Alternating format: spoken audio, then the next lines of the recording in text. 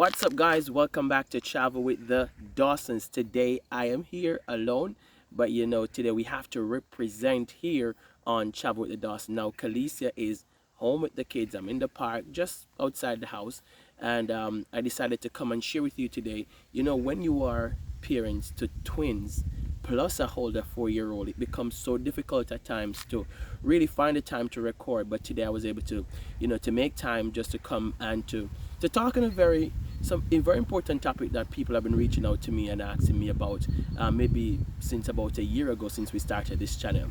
All right, as you can see today, I'm trying a different style. Kalisa liked this style, so I decided, why not just come and show you guys and hear what you guys think. She said, babes, I like this hat when you have it like this. She said, I like when you have it back like that. So yeah, I'm just trying it out for now, but in a few minutes I'm going to put it down once I get into this video. So I just want to check in with you guys. Let me know how you guys are doing. Let me know how you're feeling. A scale from 0 to 10. How has this week been? How has it been with your mental health? How has it been with your emotional well-being? How has things been with your overall mental wealth? And I call it mental wealth because I think it's so important that we recognize that our mental health is our greatest wealth. So I hope you're taking care of yourself, and I hope you're really investing your priority in a balanced way, meaning that you're not just focusing on your job, you're not just focusing on your children, you're focusing on the holistic picture of your life.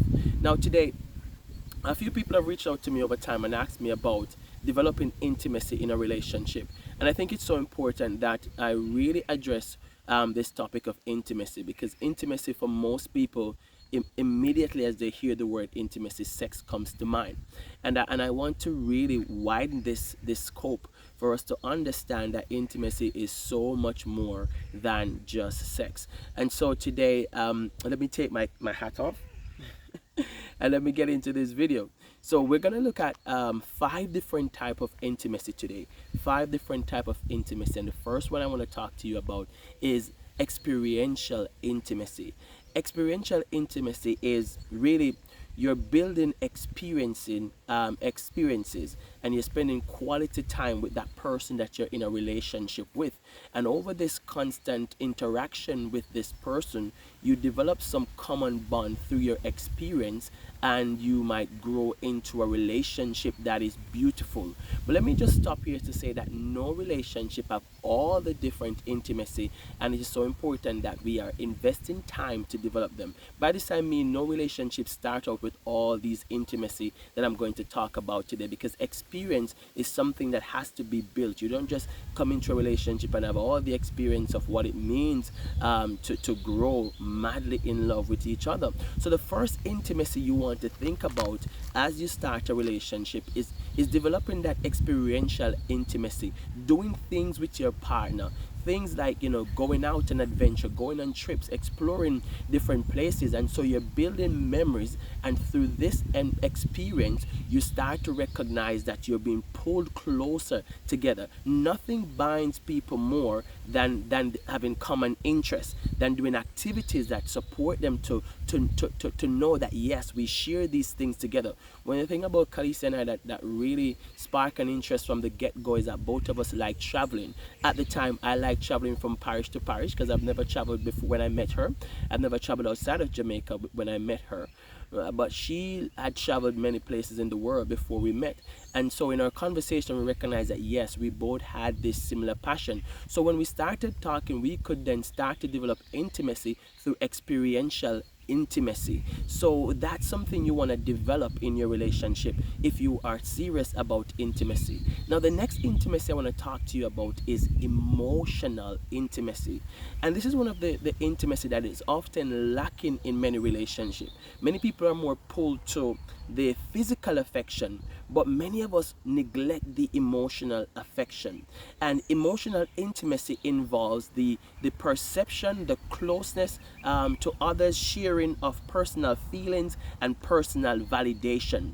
When you're in a relationship, your partner wants you to express your perception about them. They want you to talk about what you're going through. They want you to tell them your challenges. They want you to validate them, because if there's not this sense of validation and commendation, and you allowing your partner to know that you're present and you understand how they're feeling when they're going through difficult. For a woman who might be going through their menstrual cycle and they're going through lots of pain. They want you to be vulnerable. They want you to be attuned when they're having a bad day, that they don't like how they look. Maybe they're bloated because of what they're eating, or they're going through their cycle. They don't want you to look down on them. They want you to really express, and connect with their emotions. So it's so important that in your relationship, you are not missing out on emotional intimacy. Emotional intimacy is built through constant vulnerability, through constant communication, through constant discussion about your feelings. When you're sad, say you're sad. When you're frustrated, say you're frustrated. When the relationship is becoming burdensome, or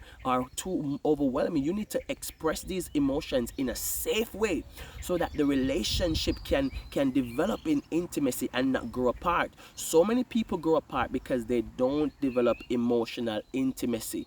And I want you today, if you're in a relationship, going in a relationship, or in a relationship that is so rocky, possibly the reason why this relationship is struggling so much is because you've not been working on your emotional intimacy. The next one that I want to talk to you about today is one that is dear to me, and most people that might be on this platform, assuming that a lot of people are here, are believers, is spiritual intimacy. Many people go into a relationship and they've not done enough to build the spiritual intimacy in their relationship. Now, spiritual intimacy is a process of opening your hearts to each other as you have opened your heart to God. In your relationship, you want to open your heart to your partner. You want to pour into them as you invest time to pour yourself to God, and to open yourself to God, and to receive from God. It is very important that you're doing the same thing within your relationship. And so for spiritual connection to be built, there got to be communication about how you serve each other as you serve God. And there are certain principles that you want to set in your relationship, and that we need to pray together, we need to fast together, we need to sing together, we need to have devotion. Whatever you do, read a book together. These are the things that Christian book, that is, these are the things that you do to develop spiritual intimacy. You're having conversation throughout the day about the goodness of God, or you're sharing your faith with each other. These things help you to be connected beyond just sexual drive, but you're connected on a spiritual level. This person have you spiritually. This person is praying for you. Know that this person has built an altar, and you're a part of their prayer list. Come on, when you're in a relationship, you need to feel that your partner is there holding you up in prayer. When you're feeling weak, you can call on your partner and say, baby, pray for me right now. Sweetie, I'm going through a hard time. I feel like I'm under attack. Will you pray for me? That's what it means to have this spiritual intimacy. For some people who have different faith, it works different for them. Remember, spiritual doesn't only mean Christian, but I'm speaking about it from a Christian standpoint. For those who are Muslim or Buddhist or whatever faith they're at, they will know what to do to build their spiritual intimacy. But as for me and my house, glory be to God, we will serve the Lord, and we build intimacy by having time that we pray together, time that we read the word together, time that we communicate about God together. And the next intimacy I want to talk to you about is one that is quite well known. Many people know about physical intimacy. Relationship need physical intimacy to thrive. And physical intimacy is not just getting to the point of sex. Physical intimacy is sensual proximity, or touching. You are allowing your partner to feel valued. You're touching them. It doesn't necessarily mean to be in the context of a sexual setting. You're touching them throughout the day. You're feeling them. You're allowing them to know that they're important. You just treat them like they're delicate, like they're important, that they're valuable. You're treating them like they're a new thing that you just can't take your hand off them. Most people, when they start out their relationship, they're like all over their partner. They just want to touch them, want to hug them, if you want to hold their hands in the public, just to say, this is my girl or this is my man. You do that publicly. But as the relationship prolongs, we recognize that physical intimacy often fade away.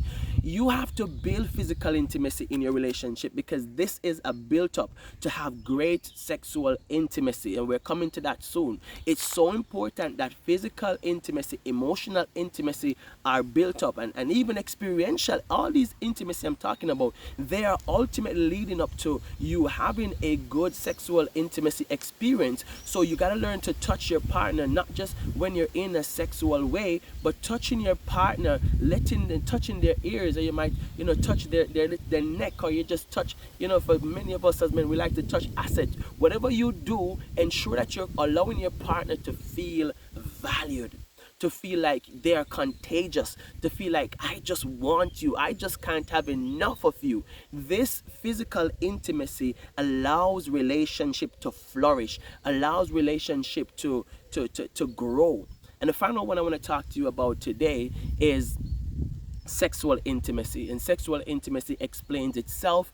We have young people or children who watch this. We don't want to go too deep into sexual intimacy, but it is creating an atmosphere within your relationship in which you're regularly exercising this intimacy. You're making room for it in your relationship, and you're making it so that the relationship is creating this physical bond that binds the relationship together. If you're not exercising physical intimacy, it can interrupt with the other form of intimacy, because when both parties are not getting this, they might not be so interested in all the other things because they consider this as vital, but all the other things are essential to maintain the physical intimacy. So for the persons who've been asking me about intimacy, intimacy is not just sex. Intimacy is not just you going into a room and having a good time.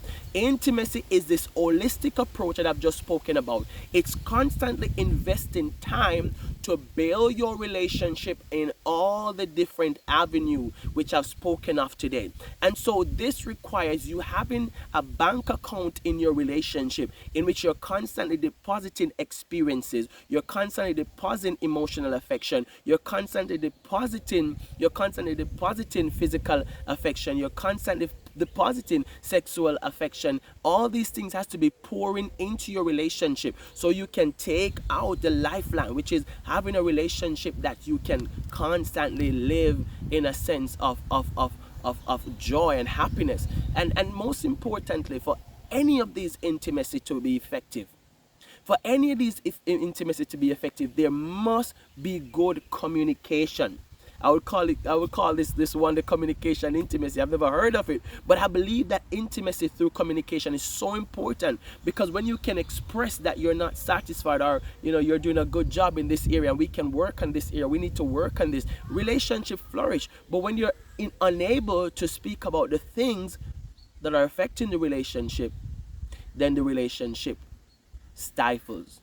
So don't keep the dissatisfaction you have in your mind. Start to build what I call communication intimacy, where you're talking about what you're not pleased with, and then start to make it right. So like my baby like this hat, I'm making it my intimacy to put it on so she love me more. So baby, here am I in the style, the swag you like. Guys, let me know what you think about these different intimacy. Did you know all of these intimacy? Have you heard of them before? And you might have heard of them before, but today, let me know which one you found more interesting. But all of them work together. That's just me stopping by and representing for Dawson's family. Representing. We're all about relationship. We're all about family. We're all about trying to build positive values within our society. So thank you so much for taking the time out to listen today. And until next time, as you know, we say peace. We are out. God bless.